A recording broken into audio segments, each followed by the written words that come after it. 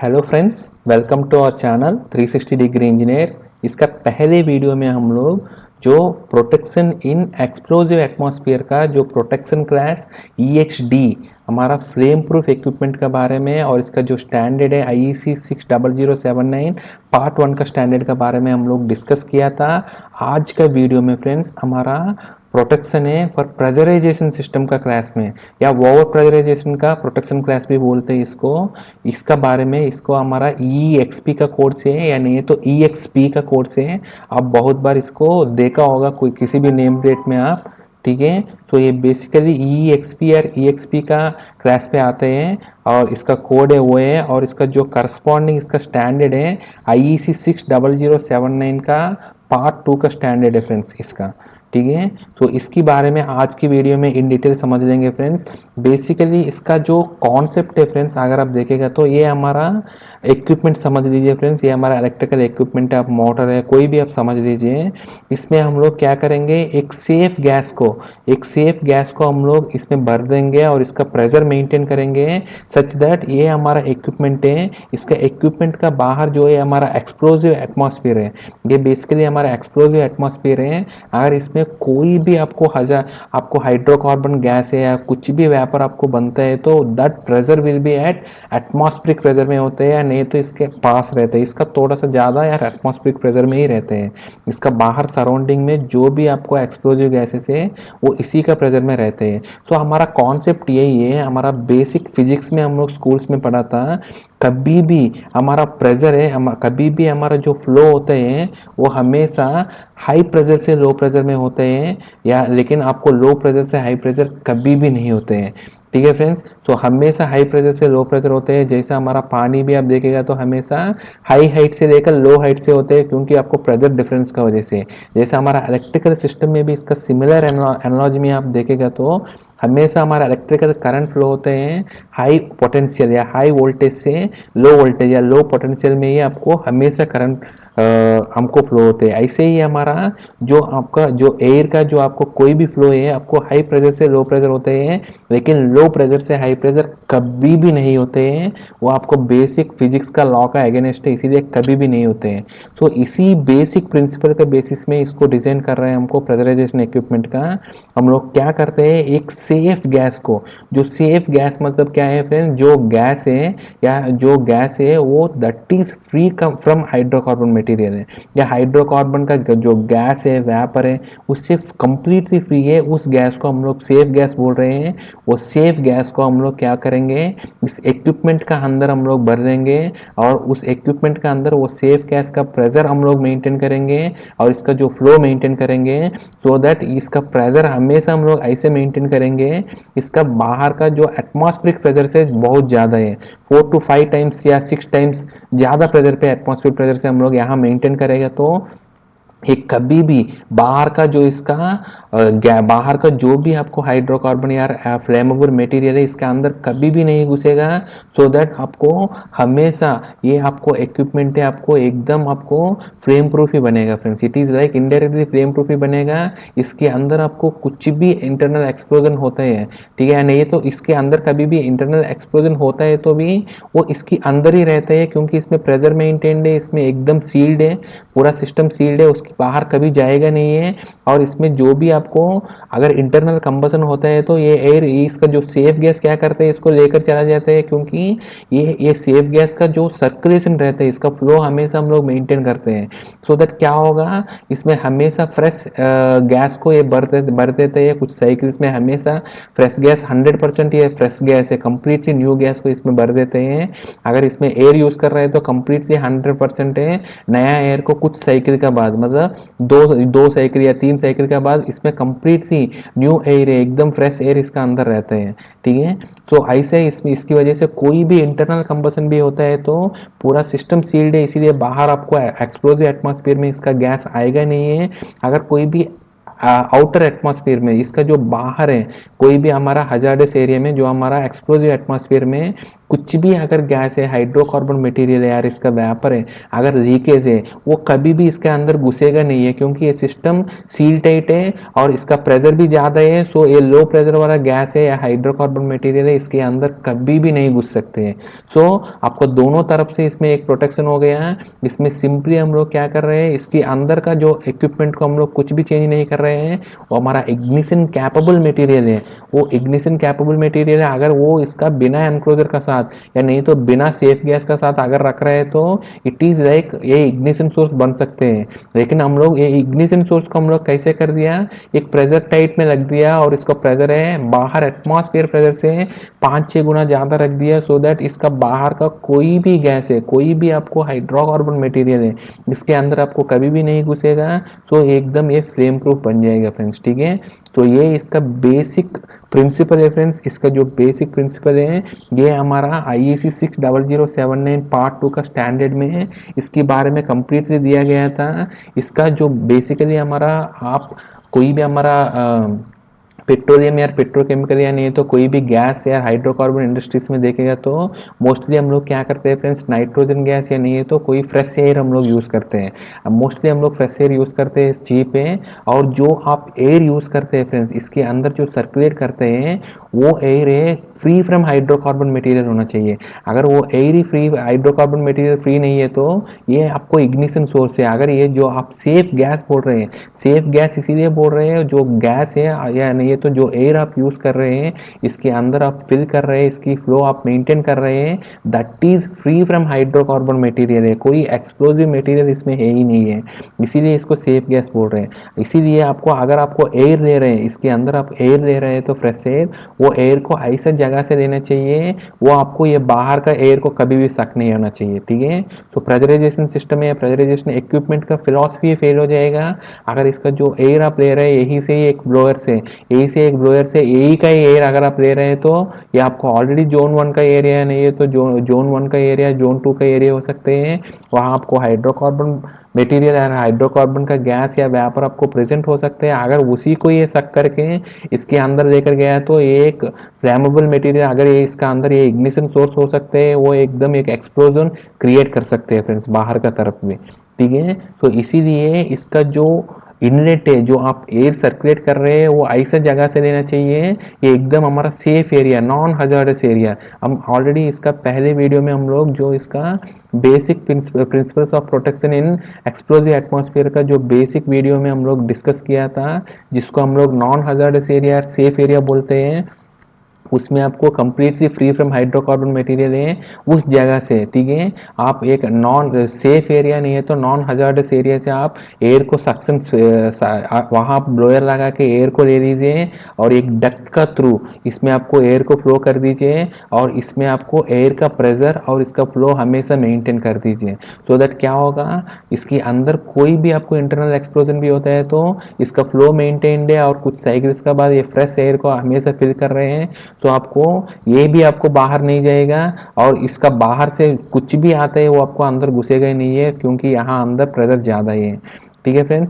सो ये एक बहुत ही सिंपल सिस्टम है, बहुत सिंपली आप इसको कोई भी सिस्टम को आप प्रेशराइज्ड इक्विपमेंट जैसा बना सकते हैं, ठीक है फ्रेंड्स। और इसका जो कभी भी इसको आप नॉर्मली आपको इक्विपमेंट कभी भी चलाते हैं, आपको ये सेफ गैस का प्रेशर और फ्लो का हमेशा मेंटेन होना चाहिए। इसी का बाद ही इस फॉर एग्जांपल ये मोटर है तो ये मोटर में सबसे पहले सेफ गैस होना चाहिए और इसका प्रेशर मेंटेन होना चाहिए और इसका फ्लो मेंटेन होना चाहिए, तभी ये मोटर को स्टार्ट कमांड देना चाहिए, इसका इंटरलॉक रहना चाहिए। अदरवाइज ये आपको एक बॉम्ब जैसा बन सकते हैं, ये एक्सप्लोजिव एटमॉस्फेयर में एक एक्सप्लोजन क्रिएट कर सकते हैं। इसीलिए हमेशा इसका इंटरलॉक रहता है हमारा हर EXP का, कोई भी EXP का आपका मोटर या कोई भी EXP का आप इक्विपमेंट ले लेगा तो इसका स्टार्ट का कमांड का साथ वो इक्विपमेंट चालू होने से पहले इसका इंटरलॉक रहते हैं इस सेफ गैस में। इस safe gas is free from hydrocarbon material है, इस सेफ गैस का इनलेट में हाइड्रोकार्बन डिटेक्टर रहते हैं,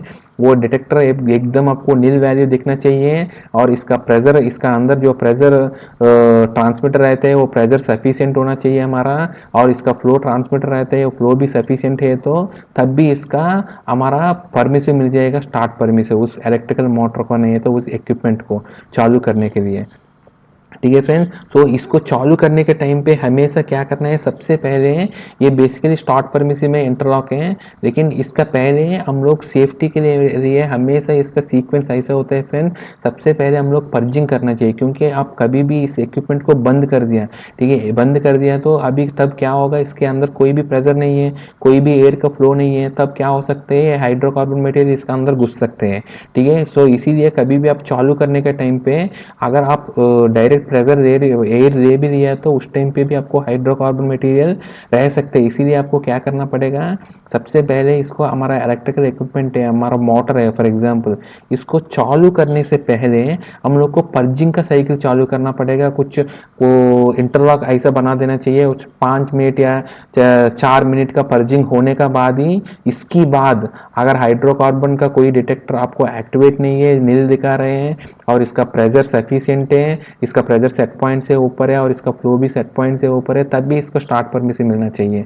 तो इनिशियली हम पर्जिंग में क्या करते हैं, हम हमारा एयर ब्लोअर से एयर जो लेते हैं और इस अंदर का जो जितना भी एयर है उसको बाहर फेंक देते हैं, हम लोग इसको वेंट कर देते हैं इनिशियली, कुछ साइकिल तक इसको कंप्लीटली इसको वेंट कर देते हैं और इसकी बाद हम लोग मतलब इसका जो प्री डिफाइंड टाइम पीरियड है, इसके बाद हम लोग वो वेंट को बंद करके फिर हम लोग इसका जो लाइन में देते हैं, और अगर हमारा सेफ गैस का प्रेशर है और इसका हाइड्रोकार्बन फ्री है और इसका फ्लो मेंटेन है, तो इसके बाद इस इक्विपमेंट का स्टार्ट परमिशन मिलेगा और फिर हम लोग इसको स्टार्ट कर सकते हैं।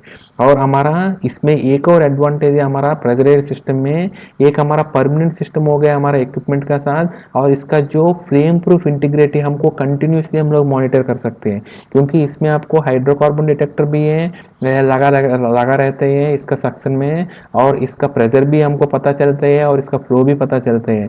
तो कभी भी आपको इक्विपमेंट में अगर इसका प्रेशर है, फ्लो सफिशिएंट नहीं है या हाइड्रोकार्बन डिटेक्ट हो रहा है, तो तुरंत आप इस इक्विपमेंट को क्या हो जाएगा, तुरंत उस इक्विपमेंट का स्टॉप कमांड चला जाएगा और इसका वेंट खुल जाएगा और इसको कंप्लीटली सेव कर देगा। तो इसका एक्सप्लोजन का, जैसा हमको इसका पहले वीडियो में हम लोग डिस्कस किया था, ये फीचर आपको कोई और इक्विपमेंट में आपको नहीं मिलते हैं।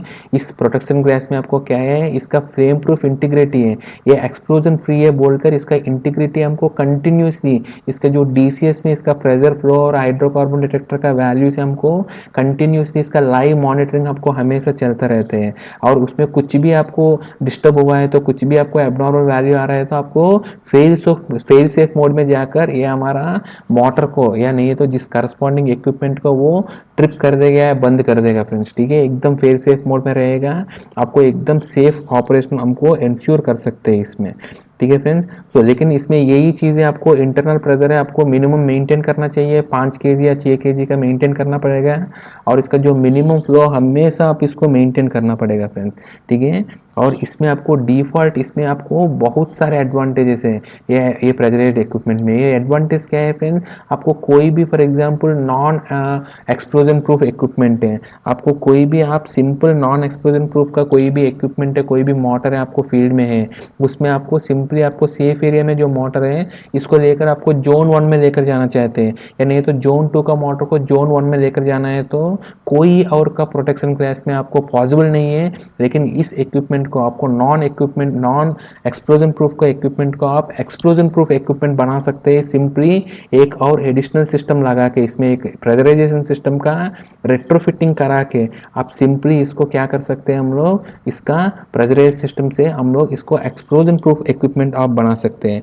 तो नॉन ईएक्स एप्लीकेशन से ईएक्स एप्लीकेशन आप सिंपली बना सकते हैं। और इसमें एडवांटेज यही है फ्रेंड्स, हमारा इसमें मेंटेनेंस बहुत ही कम पड़ेगा, और हमारा सिस्टम भी इसमें फॉर एग्जांपल जो हमारा एयर ले रहे हैं, अगर उसको हम लोग कूलिंग एयर अगर मिल गया तो ये क्या होगा, ये इस इक्विपमेंट को फॉर एग्जांपल हमारा मोटर को ये कूलिंग भी करेगा, ये कूलिंग करेगा तो ये मोटर में आपको ये कुछ भी इंसिडेंट होने से, कुछ भी आपको एक्सप्लोजन होने से भी सेफ हो जाएगा। ठीक है, अगर कुछ और ये एयर है हमारा फिल्टर का थ्रू ले रहे हैं, क्लीन एयर है, तो हम लोग हमेशा क्लीन एयर ही इंश्योर करते हैं, क्लीन एयर है तो क्या करेगा, ये एकदम डस्ट टाइट है फ्रेंड्स, इसमें आपको कोई भी डस्ट नहीं जाएगा। इसकी इक्विपमेंट के एनक्लोजर का अंदर आ रहा है, इक्विपमेंट का अंदर कोई भी डस्ट नहीं जाएगा। हम आपको पहले भी हमको मोटर प्रोटेक्शन का वीडियोस में बताया था, आपको अगर मोटर का अंदर आपको कोई भी डस्ट नहीं जाएगा, कोई भी आपको इसका इंसुलेशन के ऊपर नहीं जम रहा है, तो मोटर का इसका जो एफिशिएंसी भी वेल मेंटेन होते हैं, और मोटर का जो हीट डिसिपेशन है परफेक्टली मेंटेन होते हैं, और मोटर को आप बहुत अच्छा इसका जो रेटेड कैपेसिटी पे मोटर को आपको कंटिन्यूसली आप इंडेफिनेट पीरियड के लिए चला सकते हैं, और इसका मेंटेनेंस साइकिल को भी आप कम कर सकते हैं। जो मेंटेनेंस इसका प्लान है, मेंटेनेंस का इंटरवल है, उसको भी आप बढ़ा सकते हैं। ठीक है, सो ये एकदम एक को मेंटेनेंस के लिए बहुत अच्छा चीज़ है, और इसका वेट भी है फ्रेंड्स कंपेयर टू कोई और आपको एक्सप्लोजन प्रूफ का प्रोटेक्शन का क्लास का कोई और इक्विपमेंट ले लीजिए, उससे कंपेयर करेगा तो इसका ओवरऑल वेट कम है फ्रेंड्स। लेकिन इसका साइज देखेगा तो नॉर्मल मोटर का ऊपर एक और प्रेशराइजेशन के लिए एक और इसका ऊपर रेट्रोफिट होगा, आपको साइज देखेगा तो ज़्यादा है, इसकी वजह से वेंटिलेशन वो सब अच्छा ही है, लेकिन आप इसका वेट ओवरऑल देखेगा तो बहुत ही कम वेट है, और बहुत ही सस्ता भी है फ्रेंड्स। अगर आप मतलब जैसा रनिंग में आप मत देख लीजिए, लेकिन आपको स्टार्टिंग आपको खरीदने के टाइम पे भी आपको अगर कोई प्रेशराइज्ड इक्विपमेंट खरीद रहे हैं तो कंपेयर टू कोई और फ्रेम प्रूफ, कोई और आपको एक्सप्लोजन प्रूफ प्रोटेक्शन का क्लास से कोई और इक्विपमेंट से आप कंपेयर करेगा तो ये बहुत ही सस्ता है, चीप है फ्रेंड्स। ठीक है, तो इसी वजह से आपको मेंटेनेंस भी कम होगा। तो इसका सर्विस लाइफ है, इस इक्विपमेंट का प्रेशराइजेशन इक्विपमेंट का सर्विस लाइफ बहुत ही अच्छे है। और जो आपको बताया था प्रेशराइजेशन इक्विपमेंट इसका ऊपर लगते हैं, तो इसकी वजह से ये साइज ज़्यादा है, और ज्योमेट्रिकली भी बहुत ही सॉफिस्टिकेटेड एनक्लोजर आप बना सकते हैं। बहुत बड़ा एनक्लोजर है, इसका वेंटिलेशन अच्छे है, बहुत अच्छा भी है फ्रेंड्स। ठीक है, और मैं आपको बताया था इसमें जो एयर सर्कुलेशन है, ये तो जो सेफ गैस का कंटिन्यूसली सर्कुलेशन होने की वजह से इसका अगर आपको इक्विपमेंट का अंदर फॉर एग्जांपल मोटर का अंदर भी कोई भी आपको हॉटस्पॉट है, घर में कोई भी आपको कंपोनेंट से हीट जनरेट हो रहे हैं, तो उसको कंटिन्यूसली वो क्या कर रहे हैं, नया एयर को रिप्लेस कर रहे हैं। तो इसका हीट डिसिपेशन कैपेसिटी बहुत अच्छे है, इसकी वजह से क्या है, कभी भी आपको हीट जनरेटिंग कंपोनेंट्स या नहीं तो हॉटस्पॉट से कंपेरेटिवली कोई और प्रोटेक्शन क्लास से कंपेयर कर रहे हैं तो बहुत ही कम होते हैं। ठीक है फ्रेंड्स, सो आप ये सब इसका एडवांटेज है फ्रेंड्स। लेकिन आपको इसमें एक ही चीज़ है, आपको इंटरनल प्रेशर है आप ज़्यादा रख रहे हैं, इसकी वजह से क्या है फ्रेंड्स, एक और एडवांटेज है, आपको बाहर का कोई और डस्ट भी इसका अंदर नहीं जाएगा। ये फिल्टर का वजह से हम लोग ये एयर में तो हम डस्ट अवॉइड कर रहे हैं, और बाहर का कोई भी डस्ट भी इसमें नहीं जा रहा है, तो उसकी वजह से भी इसका हीट ट्रांसफर कैपेबिलिटी बहुत अच्छी है, और इसका जो मेंटेनेंस भी आपको बहुत कम पड़ता है, क्योंकि इसमें आपको डस्ट एक्यूमुलेशन का चांस ही नहीं है। डस्ट एक्यूमुलेशन भी तब होगा फ्रेंड्स, डस्ट है हमारा बाहर एनवायरमेंट में है, वो भी आपको एटमॉस्फेरिक प्रेशर पे है। अगर इसका अंदर का प्रेशर है इससे ज़्यादा रखा है तो हमको 5 to 6 टाइम्स वो डस्ट भी आप कभी भी इसके अंदर घुस नहीं सकते, इनग्रेस नहीं हो सकते हैं। ठीक है, इसकी वजह से कुछ भी चीज़ आपको बाहर से अंदर आपको इनग्रेस नहीं हो सकते हैं, उसकी वजह से आपको ये बहुत अच्छा सिस्टम है फ्रेंड्स, और बहुत यूजर फ्रेंडली है, क्योंकि आपको सारे पैरामीटर्स आपको दिख रहे हैं। और ये इंस्टॉलेशन भी किसी भी इक्विपमेंट में आपको रेट्रोफिट करना है, नहीं तो नया इक्विपमेंट में आपको लगाना है तो, या नहीं तो नया इक्विपमेंट को आपको इंस्टॉल करना है तो भी बहुत ईजी है, और ये एक परमानेंट सिस्टम है। तो इसकी वजह से आपको आपको एसेट भी बढ़ेगा, और इसका जो मॉनिटरिंग है और इसका मेंटेनेंस रिक्वायरमेंट्स भी बहुत ही कम रहता है फ्रेंड्स इसमें। ठीक है, ये सब इसका एडवांटेजेस है फ्रेंड्स, जैसे मैं आपको बताया था ये सब इसका एडवांटेजेस है। ठीक है, ये सब बहुत अच्छे एडवांटेजेस है प्रेशराइजेशन सिस्टम में। इसकी बात है फ्रेंड्स, जो हमारा प्रेशराइजेशन इक्विपमेंट है, जो बेसिकली हमारा पॉजिटिव ओवर प्रेशर से ऑपरेट करते हैं, तो हमारा सेफ्टी के लिए जनरली हमेशा क्या करते हैं फ्रेंड्स, इसको ओवर प्रेशर में ही रखते हैं हम लोग। Over pressure operation slightly normal pressure से ज़्यादा रखने से इसका सेफ्टी और बढ़ते हैं, इसका ज़्यादा कितना ज़्यादा प्रेशर रहेगा तो उतना सेफ्टी रहते हैं इसके अंदर। ठीक है फ्रेंड्स, तो इसमें हम लोग इसको इसीलिए ओवर प्रेशर प्रोटेक्शन क्लास भी बोलते हैं। सो बेसिकली हम लोग पॉजिटिव ओवर प्रेशर मेंटेन करते हैं। ठीक है, और इसका बाद मैं आपको ऑलरेडी बताया, इसमें कोई भी अगर एबनॉर्मल चीज़ आते हैं, कोई भी आपको मतलब हमारा प्रोटेक्टिव गैस और हमारा सेफ गैस अगर इसका प्रेशर या फ्लो सफिशिएंट नहीं होता है तो ऑटोमेटिकली ये इक्विपमेंट को ट्रिप कर देते हैं। ठीक है फ्रेंड्स। अभी इसका जो क्लासेस है, प्रेशराइज्ड एनकैप्सुलेशन में ही आपको 3 प्रकार का प्रोटेक्शन लेवल्स डिसाइड किया था हमारा स्टैंडर्ड में 60079 पार्ट 2 में। एक हमारा प्रेशराइजेशन का ये PXB, PYB, PZC है फ्रेंड्स, ठीक है। सो PXB है फ्रेंड्स, ये प्रेशराइजेशन इक्विपमेंट है, वो आपको डिवाइस प्रोटेक्शन लेवल है आपको GB या DB, मतलब आपको मैं ऑलरेडी बताया था GB और DB क्या है फ्रेंड्स, हमारा जोन 1 या जोन 21। GB इस पर गैस है, DB इस पर डस्ट गैस है, ठीक है। आप जो करस्पॉन्डिंग जो आप इसके साथ जो GB या DB देते हैं इसकी प्रकार से, तो PXB को बेसिकली आप लोग GB या DB का इक्विपमेंट प्रोटेक्शन लेवल मिलेगा, और इस इक्विपमेंट को आप जोन 1 या जोन 21 में आप यूज़ कर सकते हैं, ठीक है। तो जोन 21 या जोन 1 में आप यूज़ कर सकते हैं।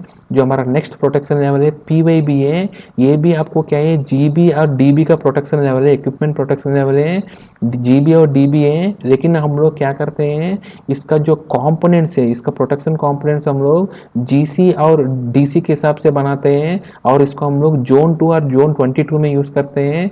जोन 2 और जोन 22 में यूज़ करते हैं विथ इंक्रीज्ड एक्सप्लोजन सेफ्टी है, आपको explosion free safety, increased safety से आप लोग यूज़ कर सकते हैं। तो कभी भी इसके अंदर कोई भी कंपोनेंट फेल होते हैं तो आपको जोन 2 या जोन 22 का कंपोनेंट्स भी इसका अंदर लगा सकते हैं, ठीक है। सो बेसिकली हम लोग क्या करते हैं, ये PYB में हम लोग सिंपली हमारा हम लोग इसके अंदर जितना भी कंपोनेंट्स हैं वो कंपोनेंट्स का प्रोटेक्शन लेवल है GC और DC है। तो हम लोग सिंपली इसका ऑपरेशन है, हम लोग जो अप्रूव्ड कंपोनेंट्स है अंदर सारे के अप्रूव्ड कंपोनेंट्स है जोन 2 और 22 का है, लेकिन हम लोग इसको जोन 1 या जोन 21 में हम लोग यूज़ कर सकते हैं, ठीक है। तो सबसे कॉस्टली PXB है, क्योंकि इसके अंदर जितना भी हमारा प्रोटेक्शन लेवल का कंपोनेंट्स भी है, जिसके अंदर कंपोनेंट्स सारे भी आपको जोन 1 या जोन 21 के हिसाब से डिजाइन किया था। लेकिन PYB में आपका सिस्टम है GB या DB इक्विपमेंट प्रोटेक्शन लेवल है, लेकिन इसका अंदर जो कंपोनेंट्स है वो जोन 2 या जोन 22 का हिसाब से डिजाइन किया था, लेकिन आप जोन 1 या जोन 21 में यूज़ कर सकते हैं, ठीक है। ये दोनों को भी आप चाहिए तो जोन 1 जोन 2 दोनों में यूज़ कर सकते हैं, लेकिन आपको दोनों में यूज़ कर सकते हैं। लेकिन जो PZC है फ्रेंड्स, PZC है, इसका जो इक्विपमेंट प्रोटेक्शन लेवल है वो GC या DC है, तो उसको ओनली जोन 2 में यूज़ करना है। इसका इक्विपमेंट्स भी जोन 2 या जोन 22 के हिसाब से दिया था, और इसको जो एप्लीकेशन भी आपको ओनली जोन 2 या जोन 22 में यूज़ करना है, ठीक है फ्रेंड। तो इसीलिए आपको PXB है जोन 1 या जोन 21 के लिए, और आपको इसका जो अंदर का जो इक्विपमेंट सारे भी इसके हिसाब से डिजाइन किया था। और PYB में आपको जोन 2 और जोन 22 का है, आप में यूज़ कर सकते हैं, या जोन 1 जोन 21 में भी यूज़ कर सकते हैं, लेकिन इसका अंदर जो इक्विपमेंट्स है बेसिकली जोन 2 या जोन 22 से। एक्चुअली इसका सेफ्टी ज़्यादा है फ्रेंड्स, इसका जो PXB का सेफ्टी ज़्यादा है PYB से कंपेयर करेगा। तो जो PZC में आपको ओनली जोन 2 में यूज़ करना है, क्योंकि इसका इक्विपमेंट प्रोटेक्शन लेवल है GC है, ठीक है। तो ऑलरेडी मैं पहले वीडियो में बताया था जो इक्विपमेंट प्रोटेक्शन लेवल है इसके हिसाब से इसको जोन में हम यूज़ कर सकते हैं। तो अगर आप मार्किंग में देखेगा तो फ्रेंड्स जो इसका स्टैंडर्ड में IEC 60079 का स्टैंडर्ड में मतलब जनरल एक स्टैंडर्ड है, जीरो में आपको पार्ट 0 में दिया गया था सारे मार्किंग में क्या क्या रहना चाहिए। इवन आपको जो हमारा ब्रिटिश स्टैंडर्ड है यूरोपियन का 60079 पार्ट 2 में भी इसका जो एनक्लोजर के ऊपर क्या क्या मार्किंग मेंशन होना चाहिए वो मिनिमम सारे मेंशन किया था।